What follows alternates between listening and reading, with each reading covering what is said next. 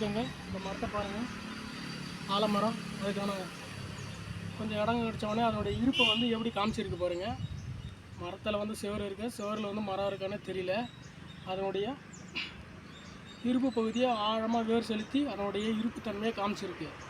அது மாதிரி தாங்க நாமளும் இப்போ இருக்கிற கார்ப்பரேட் ஃபீல்டில் ஒரு வேலை வாழ்க்கையிலையோ இல்லை மற்ற ஒரு நம்மளோட அன்றாட வாழ்க்கையிலே வந்து நமக்கான ஒரு வாய்ப்பு, சின்ன வாய்ப்பு கிடைச்சா கூட நம்மளுடைய இருப்புத்தன்மையை நாம்ளும் நம்ம கிடைச்ச இடத்துல சின்ன ஒரு இதுவாக இருந்தாலும் கரெக்டாக பயன்படுத்தி நம்மளுடைய இருப்புத்தன்மையை நல்லா காமிக்கணுங்க.